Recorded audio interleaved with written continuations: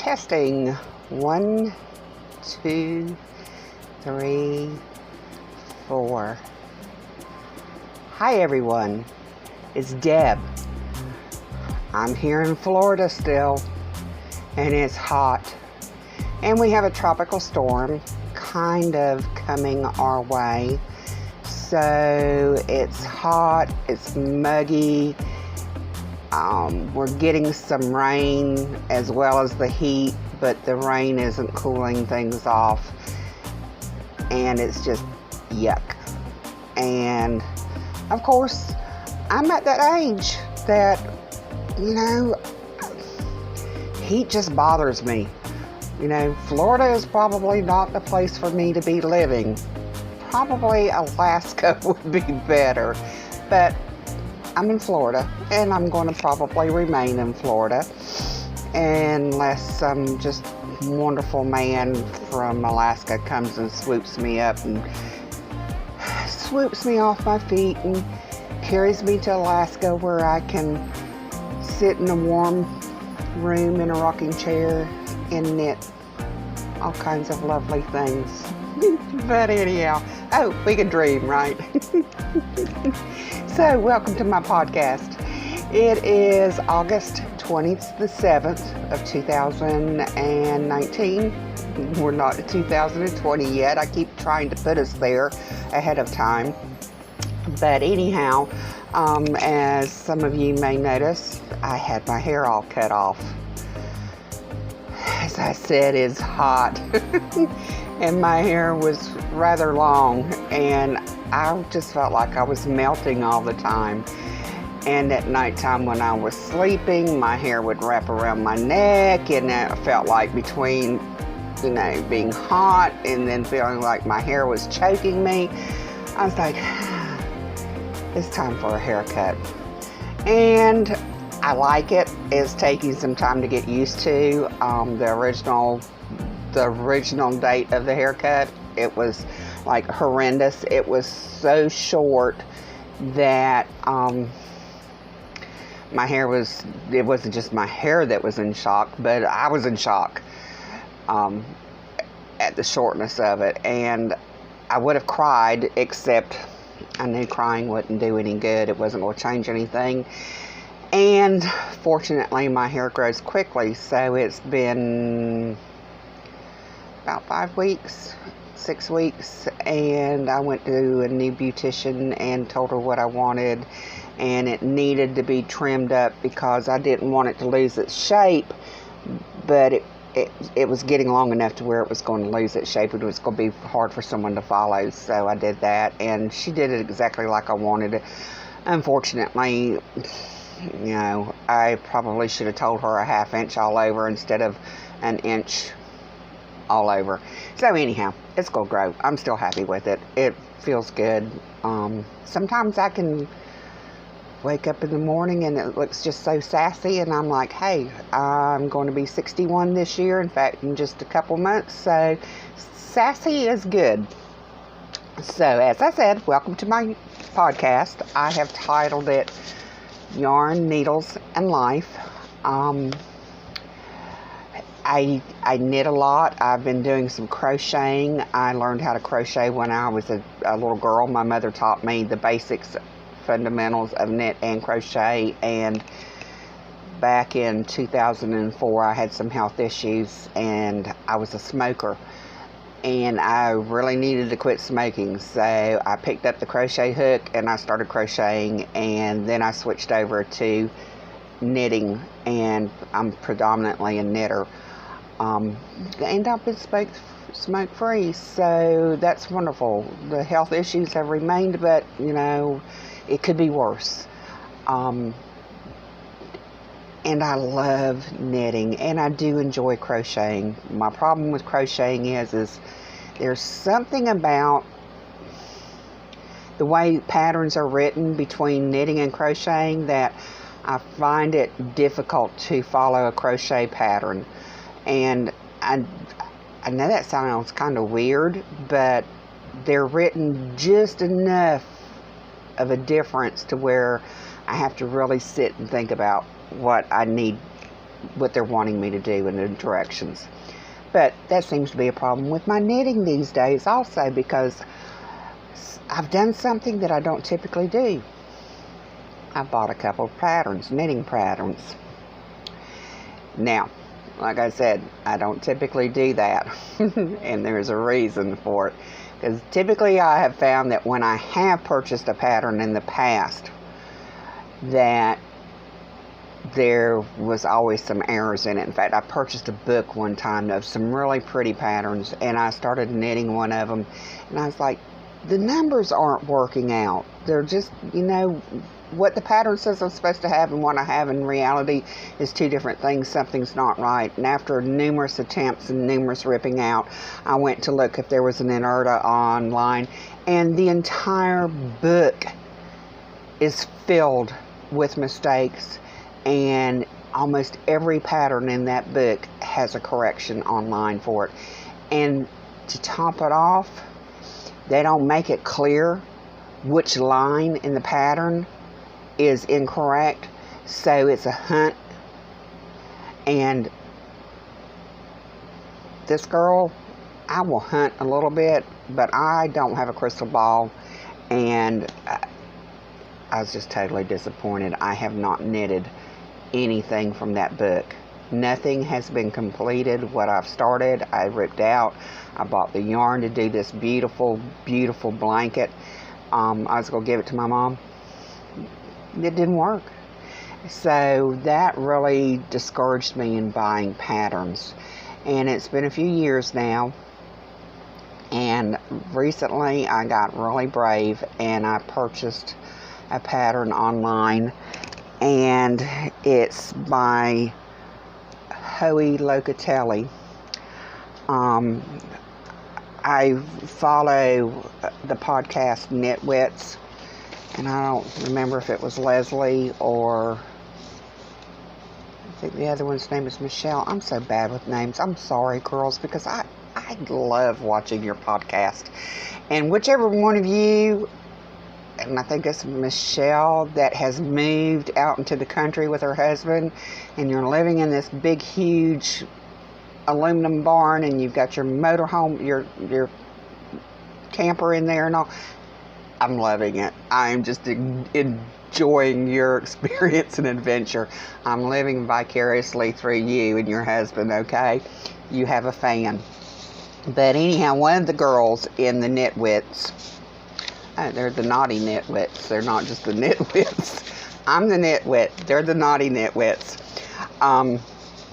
Anyhow, one of them had gotten this pattern by Hoey Locatelli, and it's the Ziggy shawl, and it is absolutely beautiful. And Leslie, I'm going to say Leslie knitted this pattern. She paired it with fingering weight and a coordinating mohair yarn to give it some halo. It is absolutely gorgeous. It's incredible. And I was like, oh, I so have to do this. So, there's where the fun begins.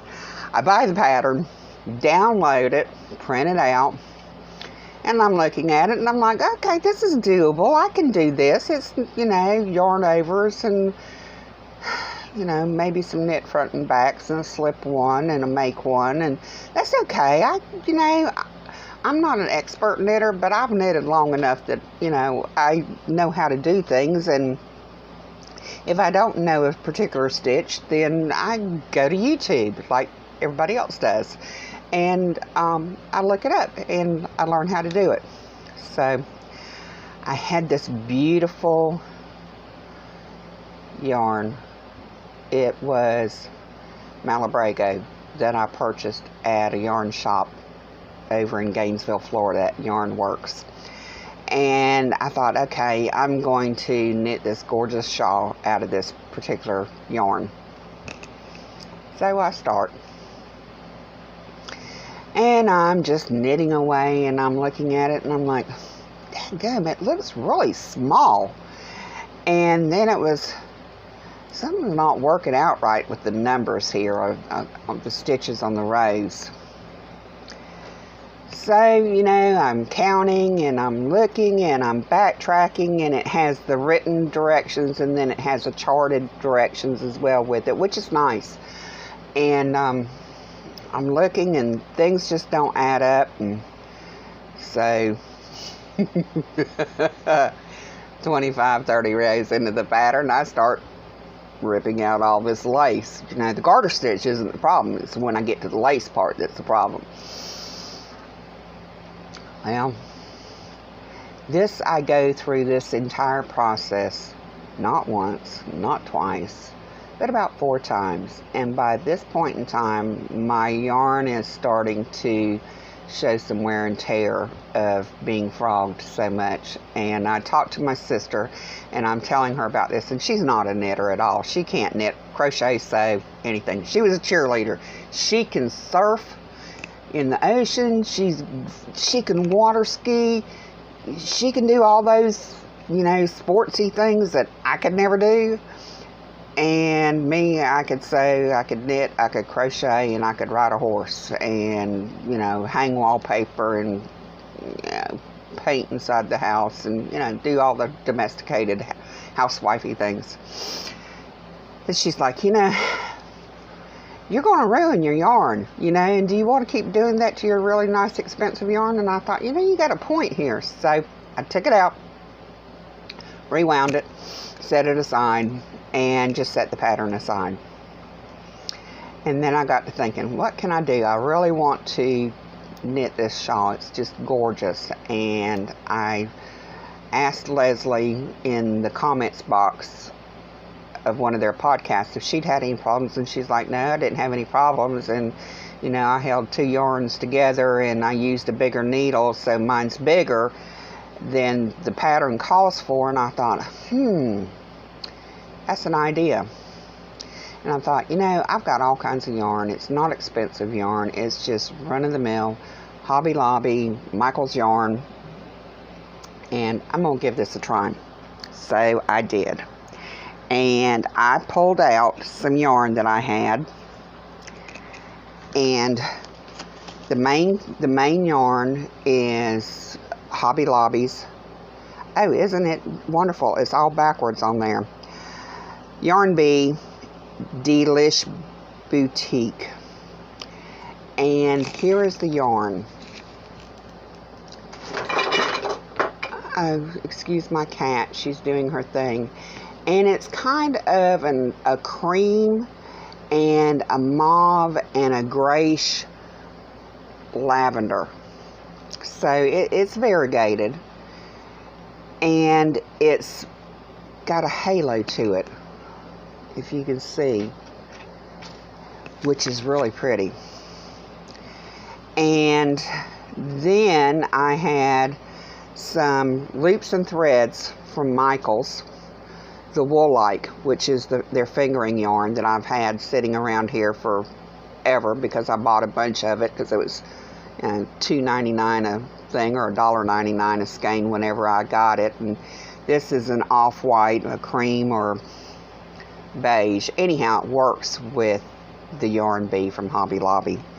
And I held the 2 of them together, and yeehaw, I got the needles out, got the pattern back, and I decided, after doing a couple of test runs, that I would use a size 10.5 needle. So I cast on, holding the 2 yarns together, the loops and thread and the Delish Boutique from Hobby Lobby, onto my Chalgoo needles. And I am loving it, ladies. Absolutely loving it. And possibly gentlemen. I know there's men that knit, and I don't mean to leave you out, because y'all are on my mind all the time, because I do know some male knitters. But anyhow, this is what I've got going. Now, do I have some mistakes? Yes, I do. It's knit, actually, from starting at the top, going down. It has the spine in the middle, It has a grouping of lace and then garter stitch and lace and garter stitch. So anyhow, that is it. And this lace has been what has given me a problem. And it's just the number count on it. And as what I've noticed was that the written instructions appear to me, and I could be wrong, but this is the problem that I've had. When I follow the written instructions, they don't match up with the number of stitches that I've got currently on my needles. It doesn't work out. So I started over a couple times, even with this group of yarn, and I started combining the written instructions and the chart, and that has seemed to help. Now, I haven't used chart knitting before. Well, I have, but just a little bit, and it's always been really simple. And this for the most part is really simple, but I'm not always familiar with how charts are worked, like with the repeat sections, where the repeat sections fall. So this has been a learning experience for me, and I really am loving it. And you know, I've been working on it faithfully, and it goes along pretty quick on 10.5 needles and holding 2 threads together. Even though they're fingering weight threads, it's working up nicely. And I will knit a second one. I've enjoyed this. It definitely is a project that keeps you engaged. It's not always mindless knitting. The garter stitch rows pretty much are, but yeah, when you get to the lace, you need to have your wits about you, and you can't be in dingy land. But it's been fun, and it's been an experience. And like I said, I will knit another one when I'm finished with this one. I'd like to do it, I think, in a pale yellow and maybe some peaches, or maybe some beachy colors, peacock blue, teals, that sort of thing. But you know, stitch markers, keeping track of my rows, counting my stitches, all that has been pretty important. So I'll let you see it all whenever it's totally finished. I've also, as usual, socks. I always have socks. I like socks. So the yarn that I'm using, actually from Hobby Lobby, that I'm doing that shawl in, I've got so much of it that I actually have knit a pair of socks out of it for myself, and they're just basics. They're the toe up, and I probably should I haven't weaved in my ends yet, so I have to do that. But I like them. They feel good on. So, and this is just 100% acrylic yarn, and it's, you know, it's worked up beautifully. I did a toe up, fleegle heel, cuff, ribbed cuff 2x2 with Jenny's surprisingly stretchy bind off. I don't know. I haven't done a lot of pattern socks. I like socks because I've got a little bag and I can throw it in my purse. And my purse is huge. I call it my Mary Poppins bag because it's so big. And I've got, you know, knitting and cell phone and tablet and blah, blah, blah, blah, blah. You know, your life, as we all know, if you're just a woman alone, your life is in your bag that you carry around with you. And then if you're a knitter, your life and your knitting is in your bag. So it's always fun.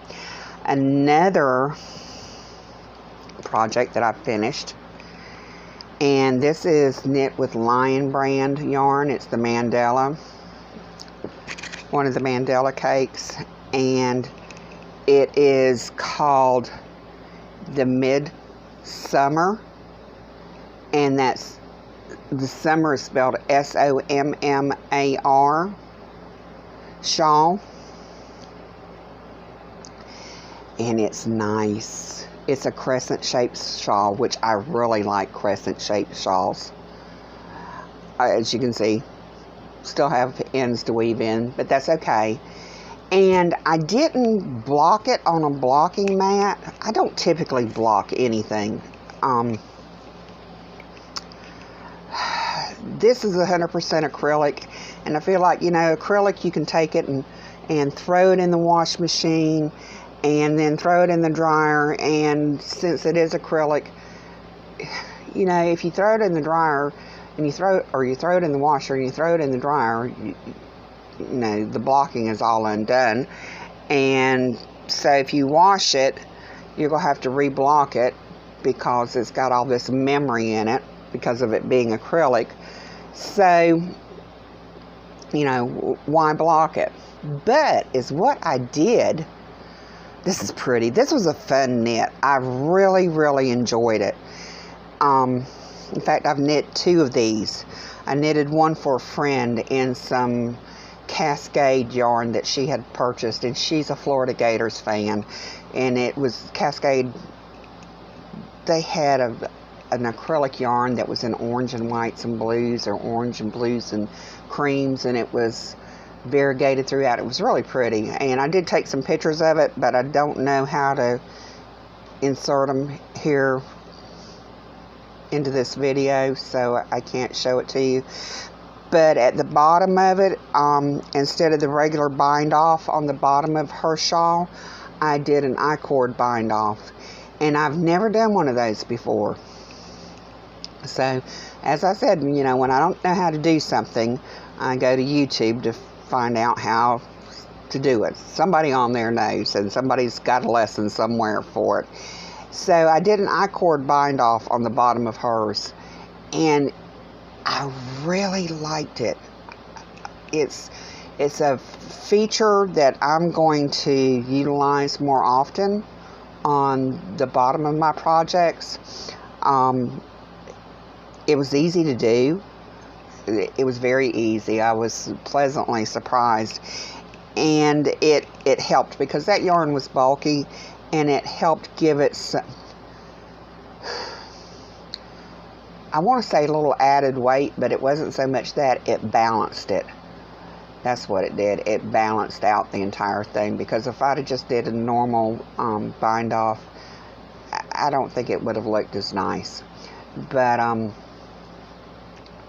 now the Midsummer, and this is the pattern. It's a free pattern. It's online. It is, I want to say this is Dr. Erica Designs. It's written in a funny font on her pattern, so I can't make it out well. I apologize, but you know, it's what she decided to use, and it's cute, but sometimes cute isn't always good to do. So anyhow, that's the Midsummer shawl, and this was the Mandela, and it's the new Mandela cakes, and I used just one ball of it. I think it was 590 yards, and it calls for a US 10 needle,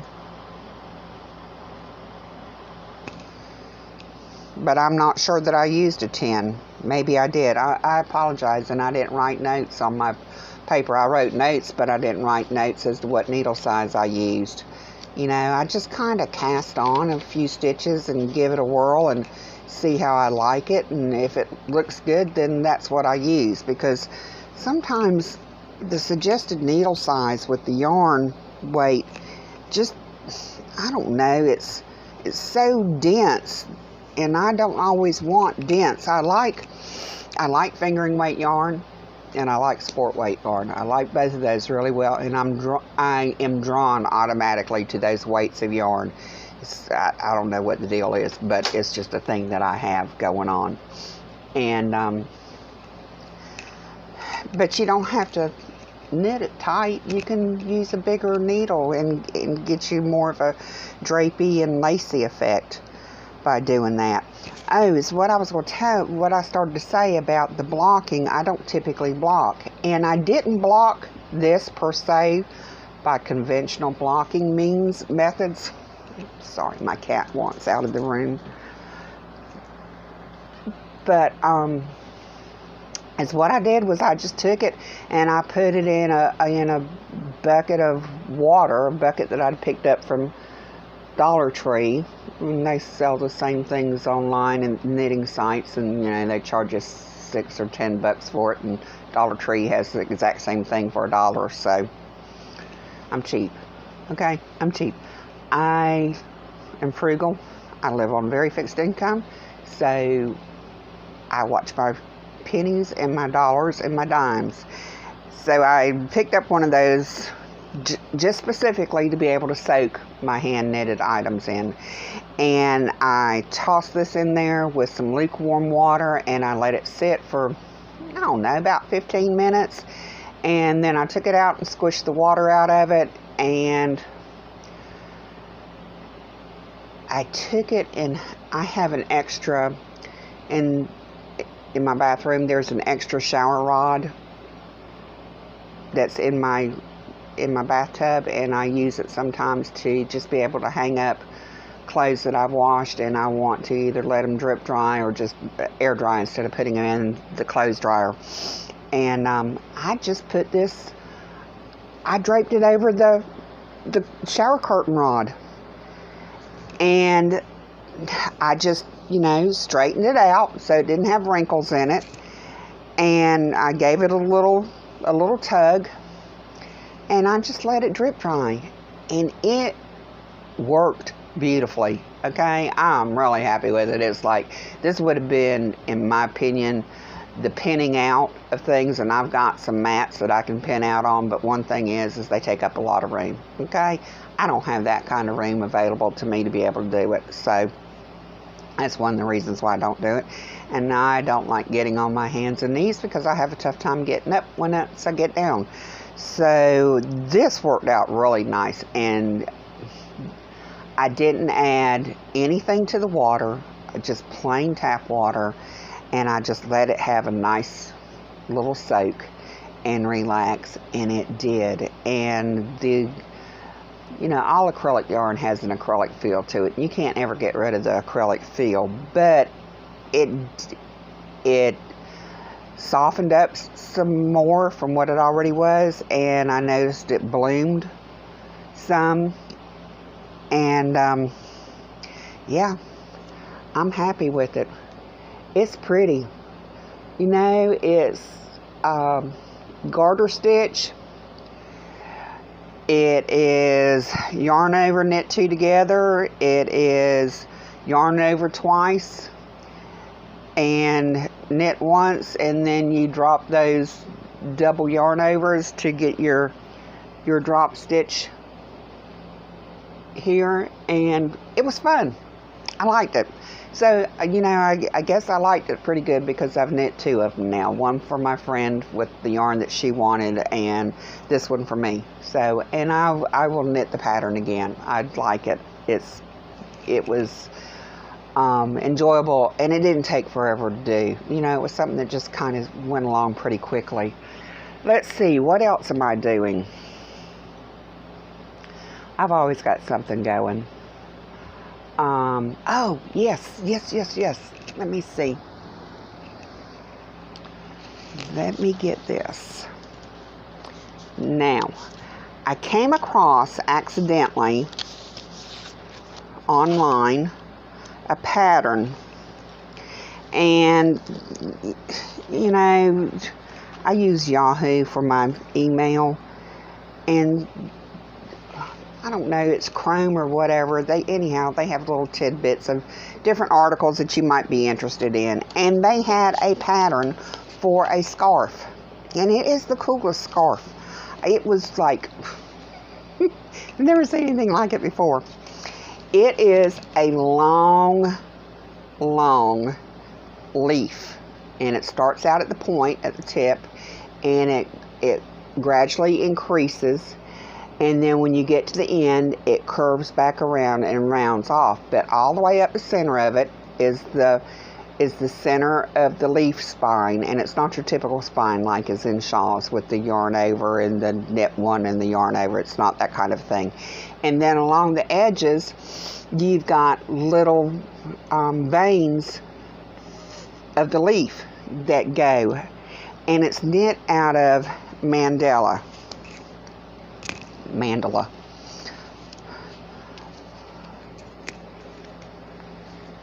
woolies cakes. So off to Walmart I went, and I was like, the one that it shows on the picture is really pretty. It's in the yellow with white. It's some summery sunny colors. It's pretty, very pretty. But anyhow, I got this one because to me this looked kind of like fall colors, and I thought I'd give it a try for it being a leaf.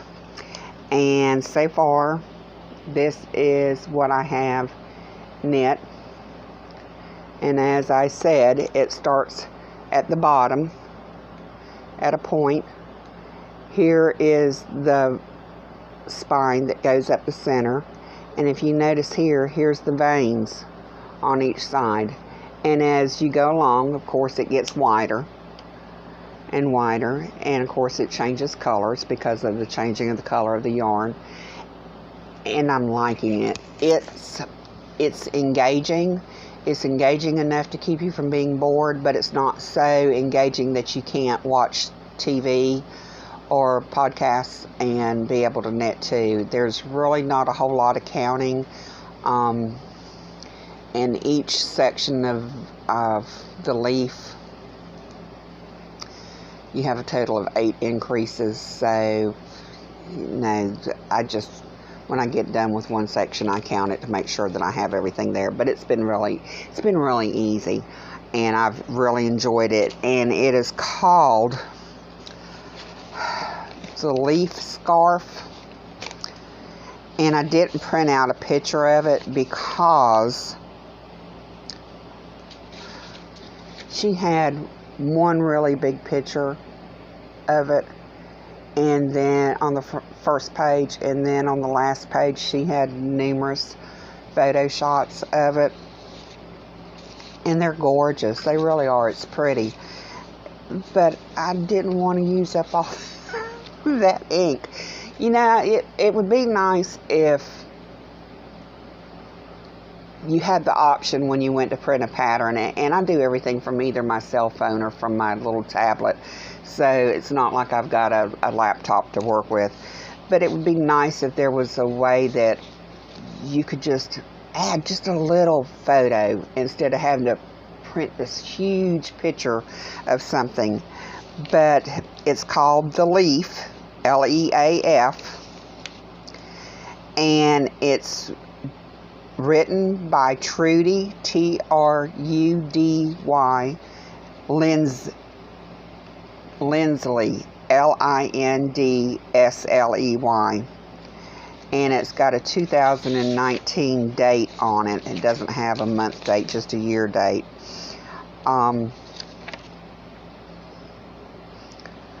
So anyhow, that was, it's not a free pattern, and I got it off of Ravelry. It's a paid pattern. It was $4, and I can see me knitting numerous ones of these and giving them as gifts. And the other thing is actually I think I can probably get some orders from them. But anyhow, she did it out of the line brand mandala, and it calls for that and a US size 7 needle. So I'm knitting it with the exact yarn and the exact size needle that it calls for. I didn't look to see about gauge. Maybe I should have. She says the finished length is 60 inches long by 13 inches wide. The yarn is 590 yards or 150 grams of DK weight. It's shown using 530 yards of Lion Brand Cupcake Sunny Day. Needle size is size 7 or 4.5 millimeters circular needles. It's worked flat. And you need 8 stitch markers. That's odd. I'm only using 2 stitch markers. And I don't know why it's, well, maybe the first parts of it is why I'm only using 2, and maybe later it will increase to 8. But here is a schematic of it. And as I said, it's been fun. Very fun. I like it, and I'm looking forward to seeing the end results of it, because I like it. It's coming along good. So I had a little bit of a faulty start with it, because it does have that rib in the middle, and I was working the rib incorrectly. When you do that rib, you slip 2 stitches knitwise, knit your 3rd stitch, and then pass those 2 slipped knitwise stitches over top of that knit stitch. But I was slipping those 2 stitches that were knitwise, I was slipping them individually instead of slipping them together, and it makes a total difference in that rib. If you do not slip it properly, you don't get the same look in that center rib on the leaf that you should be getting. So just keep that in mind if you work that pattern, if you happen to do this pattern. But you know, and there is what the center rib is supposed to look like, and that's by slipping 2 stitches together knitwise, then knitting the next stitch and passing back over those 2 slip stitches over that knit stitch. So that's fun. And then you have these little veins between each section of your vein repeats, and right now I think I'm working on, I think I'm to the 9th section of the veins, and they're all just work the same. You're just increasing as you go, so it's not really a change. I haven't had a big change in the pattern yet. It may a little bit later when I get to a larger section of the pattern. But anyhow, that's been my fun stuff, and I can say that I have had fun doing these. It's been pleasant. I've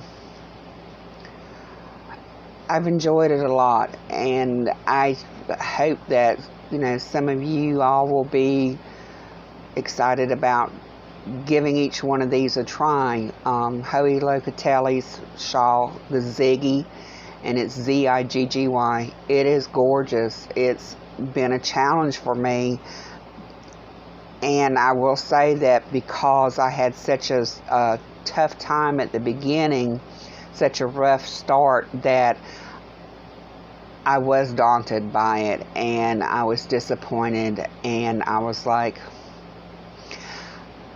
I was downhearted. I was upset because it was so pretty, and it was something that I just knew I could do. So I gave myself a few days to deal with whatever emotions that I was having about it, and I thought, you know,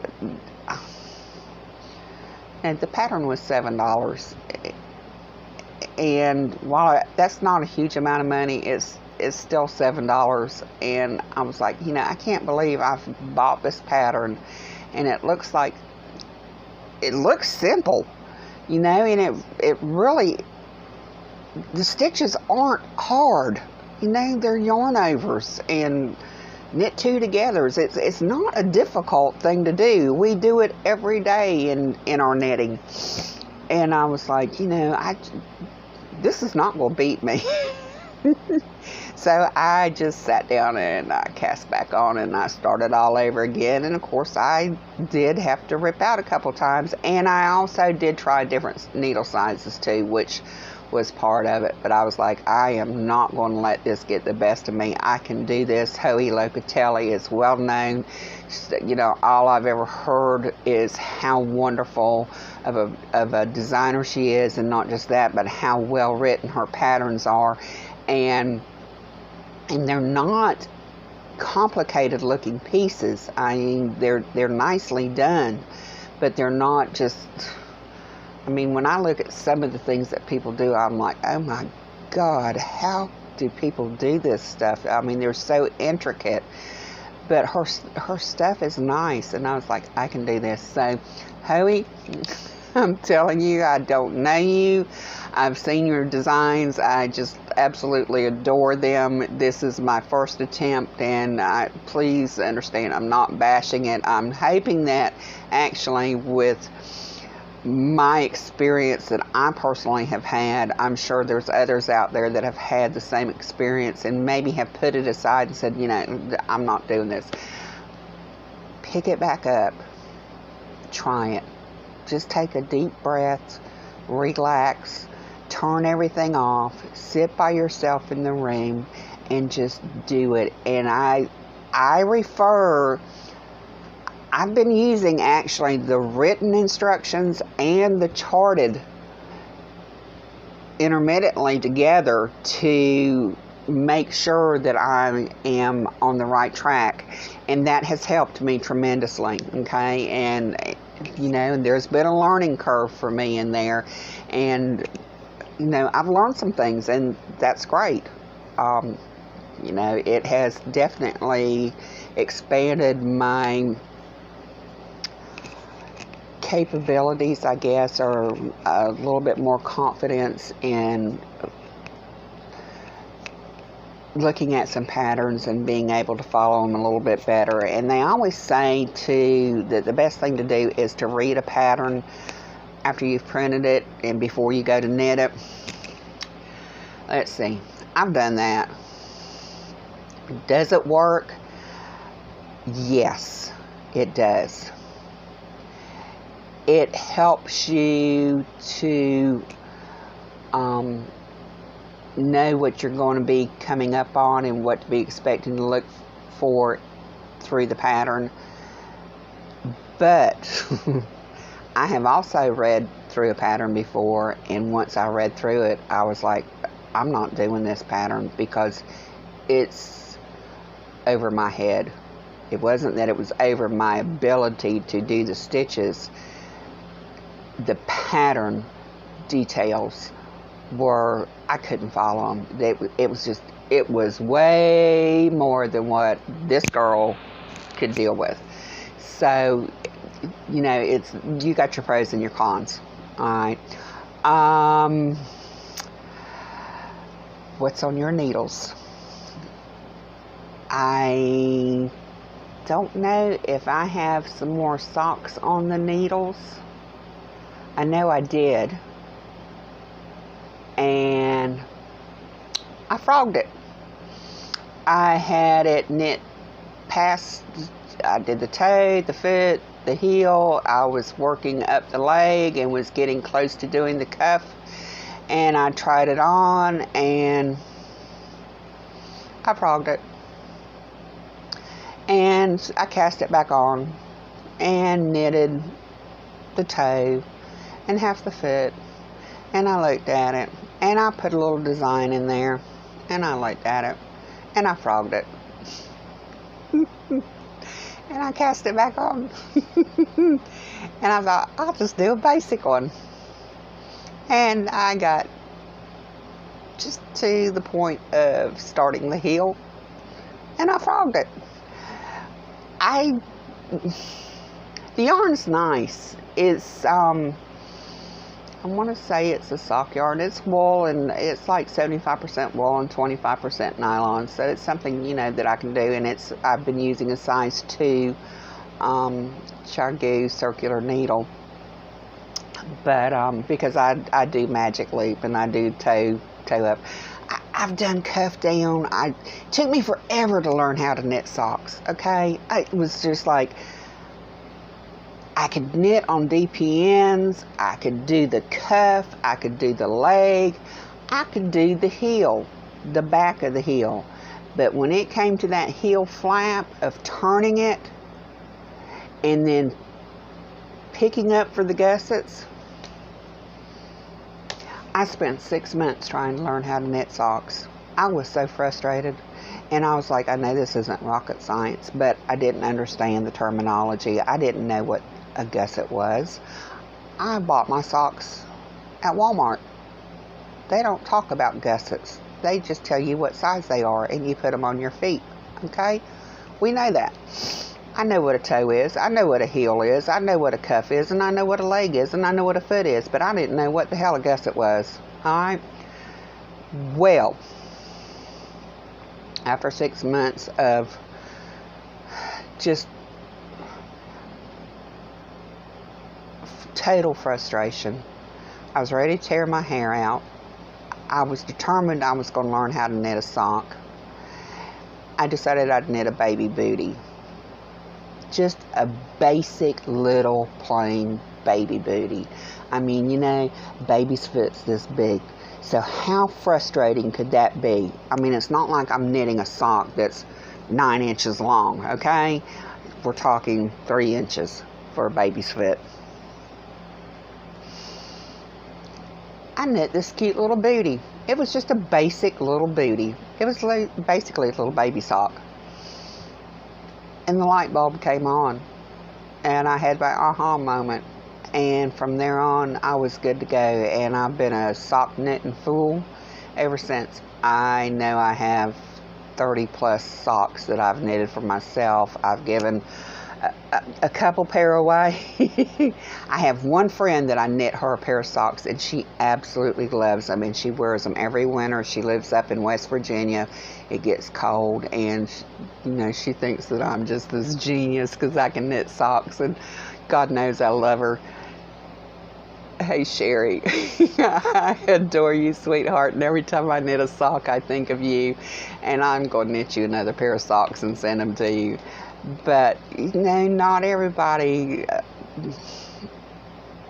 has the same enthusiasm about things like that as what I do, and some of us do. You know, some of us have some friends in our lives that are just really knit worthy. They really appreciate what you make, and they appreciate the time and the effort that you put into an item that you, whether it's crocheting or knitting or sewing, that you've put into it. And you know, you put your heart and your soul into it, and there's a lot of wonderful thoughts that you have while you're knitting that piece. And you know, if I'm knitting something specifically for someone, you know, I'm thinking about that person while I'm knitting for them, and I'm thinking about, you know, the fun times that we had together, those special moments, or even if we're separated by hundreds of miles or thousands of miles, we still have the telephone conversations, and you know, we have the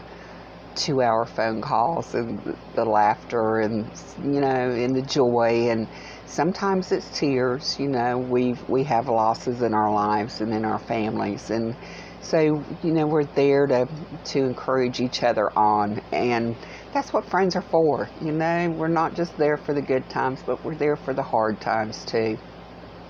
So there are a few people that I will knit for that I feel like, you know, they are what I call knit worthy, and I will continue to do so.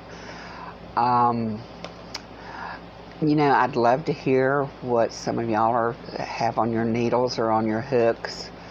I appreciate those of you who are following my channel. I have said often before that what you see here is what you get. I have a little tablet. I actually purchased a new one, an inexpensive new one, and that works a little bit better than the other one did. And I don't have editing stuff on it. I'm just still learning how to work it, so I don't edit anything. Whatever boo-boos are here, they're here. And if the lighting isn't great, I apologize. I do put my little headset on that I use for my cell phone with the little ear bobs, because it does have a microphone, so that hopefully it helps with how you can hear the loudness of my voice. Hopefully I'm not blowing anybody's eardrums out, but I'm not so quiet that you have to strain to hear what I have to say. So it's, what you see is what you get, and hopefully those of you, that watch my channel, you're okay with that. The other thing is the only place I am is here on YouTube. I don't Twitter. I don't tweet. Nope. I don't Instagram. I have my own private Facebook account that my friends and I chit-chat back and forth about. And pretty much my chit-chat consists of either knitting or politics or religion. I talk about all the things that they tell you shouldn't. I've never been politically correct, and I've never been one for following, protocol or what the rest of the world is saying you should or shouldn't be doing. I'm my own person, okay, and I have my own thoughts and opinions, and I am very opinionated.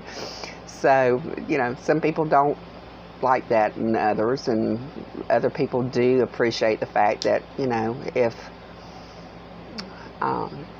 they have a friend that they know that friend is, if you ask them, hey, does this shirt look good on me? And that friend says, no, it really doesn't. You shouldn't wear it. That's a friend. A friend is not the one who tells you should be wearing that shirt that it looks great on you when it really looks bad and you really should get rid of it and donate it, okay? That's not what you call a friend. A friend is honest with you. And that's the kind of person I am.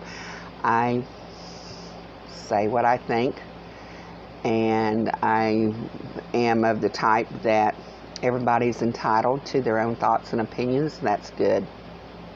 I think we should all be able to express our thoughts and opinions as long as we're not being rude and nasty to others. So YouTube is where you can find me. If you want to leave a message in the comments, feel free to do so. Please be nice. If you don't have anything nice to say, then,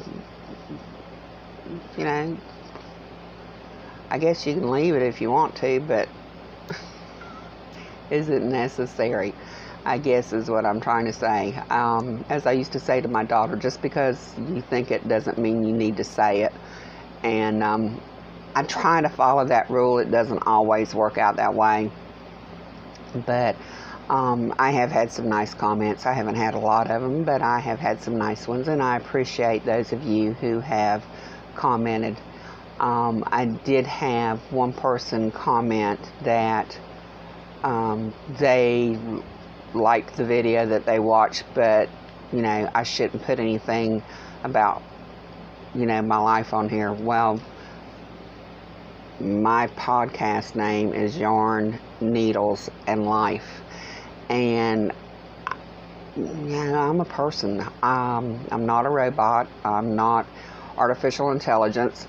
I have feelings. I have bad days. I have good days. I have days when I'm sick, just like everybody else, and my life does flow over into here sometimes. And if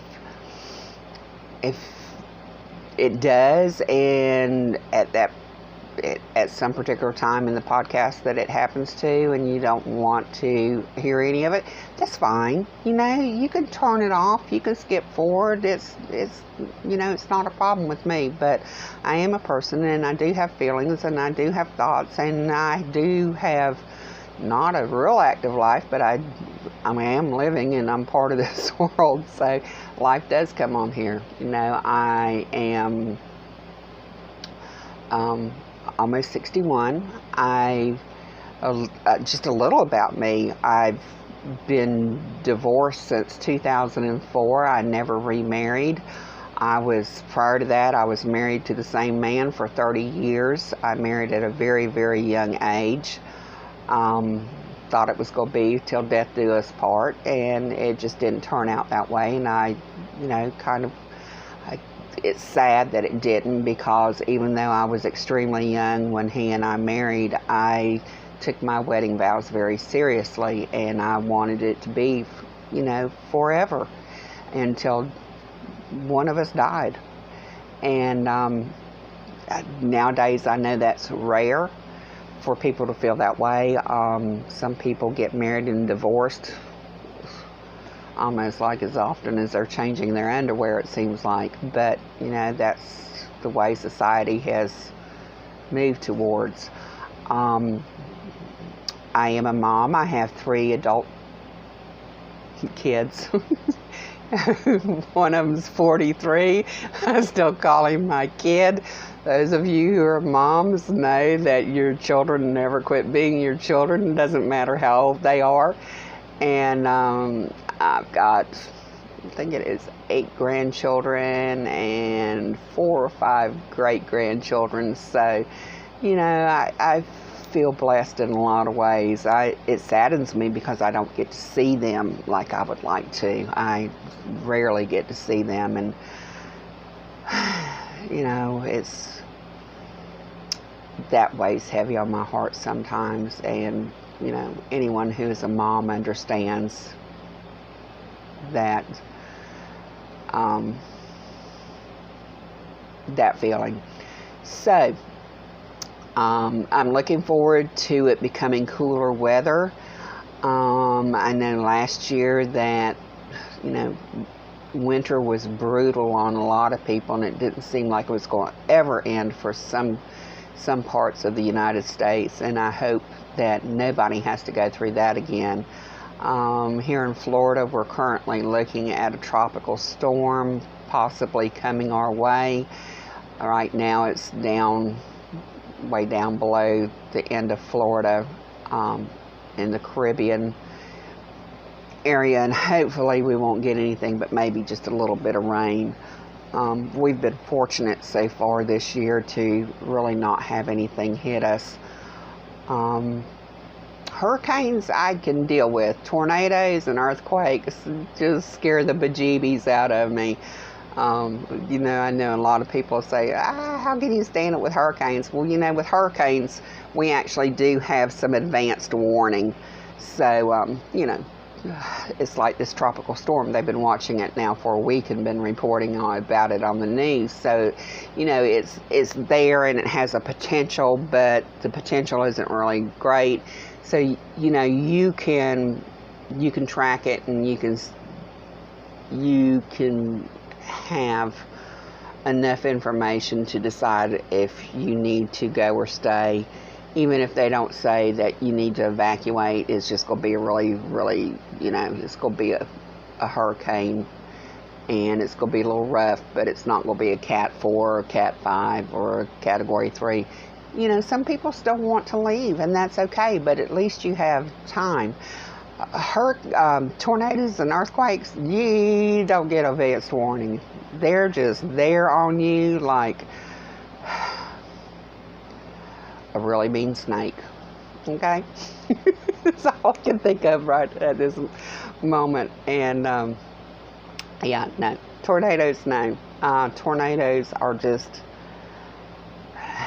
to me, they're terrifying. They're wicked, they're evil, they're just, you can't get out of their way, and the destruction and devastation is so massive, and they say actually that hurricanes are worse than tornadoes. And I have, I've lived in Florida all my life, so I've been through a lot of hurricanes, and I've seen, some pretty bad destruction. But at the same time, I've seen, a tornado just go through a town and just wipe an area out, and it's just, oh my God. It doesn't matter. Hurricane, earthquake, or tornado, it's bad. It's just bad. It's bad for everybody that's going through it at the time, or a tsunami, and it's just devastation to people's lives, and it's horrible. So now that Miss Cheerful is going to skip that category and know more about the weather, please feel free to give me a thumbs up or a thumbs down. If there's anything that you'd like to know about, leave the questions in the comment box, and I will be happy to, answer your questions. I don't take notes. I don't have administration papers. This is purely the seat of my pants that I'm doing this with. So, it is what it is. And I typically do one of these once a month. That doesn't always happen. It depends upon what's going on in my life, and how I'm feeling at the time, and just things that's transpiring on my day-to-day things. So there's been times that I've skipped it. I do this because I enjoy it. It's fun. If it becomes a job, I'll quit, because I don't get paid to do this. This is just me sharing with you what I enjoy doing and coming into your life, and I appreciate you allowing me into your life in your home. And I hope that somewhere through in the podcast that I will have said something that will either have made you smile, or inspired you, or helped you maybe with a problem that you might be having. We all get stumped, and so it's like Google and YouTube seems to help a lot when it comes to a lot of things, and I'm thankful for that technology. So I'm going to end this. I hope everybody has a wonderful August. We don't have many more days left to it. And, September is just right around the corner, and I'm hoping that we here in Florida will get a little bit cooler weather. That would be nice. I keep telling my mother that I would like for her and I to take a little mini trip somewhere. My mom is 83. She just retired a year ago from nursing. She was a nurse at a detox drug and alcohol rehab center, and she had done that for quite a few years actually. And I kept saying, when are you going to retire? And she's like, I don't know. Well, they closed the place down, so she was forced into retirement. And she kept saying, I'm going to go back to work. And I'm like, Mom, you're 83. Employers just don't hire you anymore. They want young people, and it's sad, because just because we're 60 or 70 or 80 doesn't mean that we can't work, or that we don't have something of value to bring to a business. In fact, we have an awful lot of value to bring to a business, but employers don't seem to recognize that anymore. It's all about young, and, degrees and this, that, and the other. And I'll tell you what, there is no better degree in this world than on-the-job experience. I don't care what you know. I have worked at numerous different types of jobs and businesses, and there is always a learning curve whenever you go into any place of business to work. I've worked as a waitress. I've worked as a cashier in a grocery store. I have gotten on heavy equipment, and operated it because my former husband, him and his family were loggers and in the logging business for, I don't know, 50 years or so. So, you know, I was known to go out to the woods with him and get on a big John Deere skidder and pull a load of logs up to the ramp to be loaded onto the log trailer. So, you know, I don't mind getting my hands dirty. And I've been an apartment manager at for 2 apartment complexes. I've worked in the insurance industry, in home and auto. I have worked in the medical healthcare industry as a medical assistant and a phlebotomist. I really enjoyed phlebotomy. I worked for a period of time as a traveling phlebotomist for a company that had a contract with the Department of Defense, and we would travel around the United States and get the National Guardsmen medically ready for deployment to Afghanistan and Iraq. And this was back in the like 2007, 2008, and 2009 area. And I traveled from Miami all the way out to North Dakota. I absolutely loved it. My first assignment was out to Texas, Mineral Wells, Texas. In fact, I'd always wanted to go to Texas, didn't know a soul out there, and suddenly I have this opportunity to go to work for this company, and they called and said, "We need you for 2 days. You know, we'll fly you out there, get your car, blah blah blah. Can you come?" And I'm like, "Yeah." I ended up working for them for 2 weeks on that particular medical event, and we worked in various places in Texas at some military establishments. So it was really, really nice. Our soldiers, our military, they're the men and women, they're fabulous. You know, as I've become older, I've become, I guess, a little bit more patriotic. There's things that have changed in my life because my children are no longer young and they're grown and they're out on their own and doing their thing. And when they got to a certain age, it was kind of like my things that I looked at, and I started paying more attention to politics and things that were going on in the country. And I guess that's just something that happens spontaneously at different parts of our lives. And mine hit me, I guess, on my 40th birthday, actually. But I started waking up and becoming more engaged in what was going on in the world around me and in the United States. And our service men and women, they give a lot, and their families give a lot. And I think that's something that we all need to remember, because they make it possible for us to have the freedom and the lifestyles that we have in America.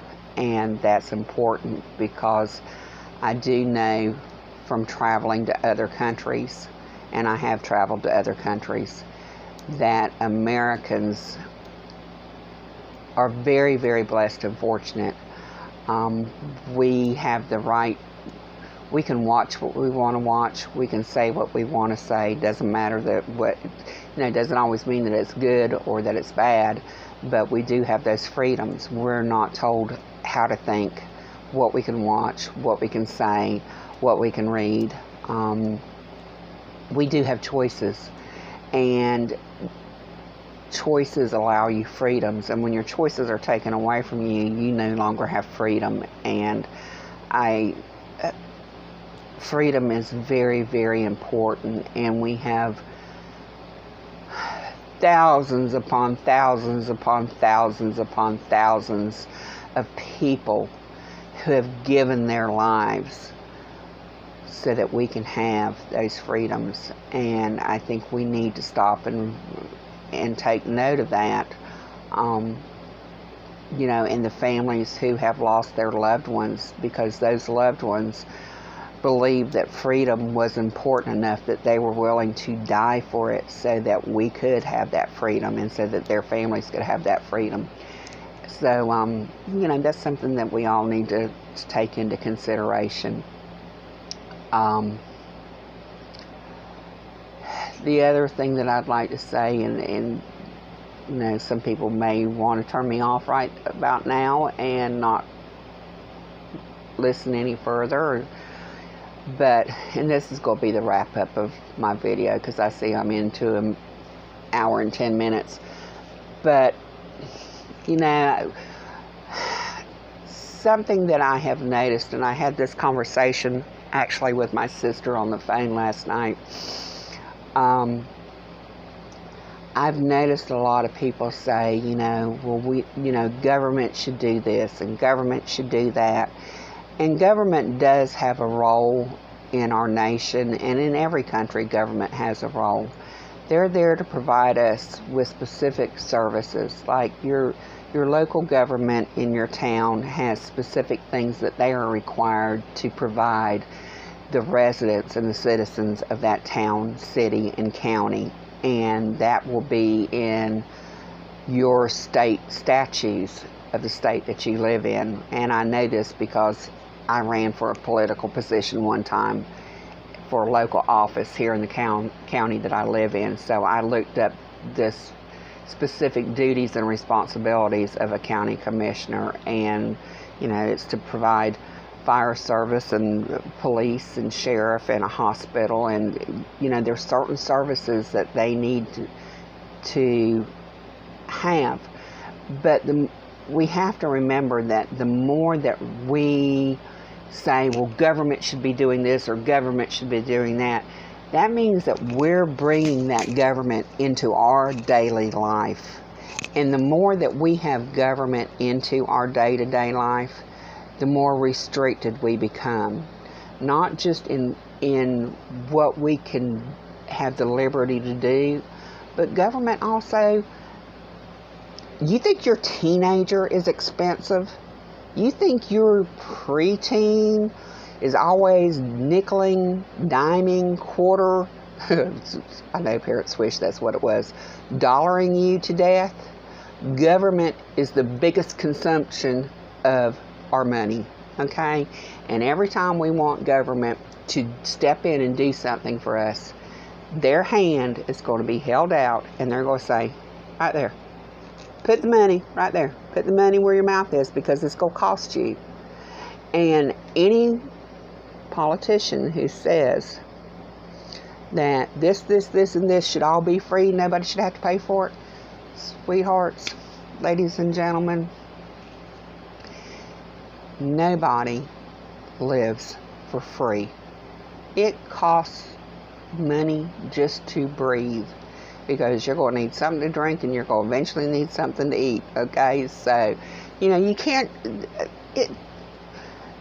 money makes the world go round. And if I'm getting something for free, while I may not be paying for it, someone somewhere is paying for what I'm getting for free.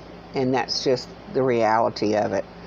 And I think that's just sitting and looking at things logically with some common sense. And free sounds good, but reality is there is nothing in life that is free, and somebody is going to pay somewhere along the line. And where the government starts saying, well, everything's free, well, they start making up for that. Free ends up costing you in taxes, whether it's property taxes, income taxes, taxes for licensing for your driver's license. The cost of that goes up, or your fishing license. And I think this is where all the government stuff started coming in the conversation last night with my sister, was because I said, I think it's rotten that you have to spend money and buy a license to be able to go fishing. And her and I didn't see eye to eye on it. She talked about these 5 different types of species of sharks that have died, and because of those fishing licenses, they can hold people responsible for who is killing off these sharks, and educate people. And I'm like, look, somewhere along the line, we should have common sense, and we should pass our common sense on to our children and teach them right from wrong. You don't overfish, you don't overhunt, you don't overindulge in anything. Everything with moderation, and that's a good place to start. So anyhow, that's my end of my rant. Hopefully I haven't irritated anybody to no end, and I am going to bid each of you a good day, adieu. I hope that your weekend, what's left, well, it's not the weekend. It's not the weekend. I'm sorry. I hope the rest of your week is a good week. The rest of your month of August is a good month. And I'm going to say goodbye and come back and see me again sometime. And I will put up another podcast in September, probably towards the end of it, okay? Bye-bye.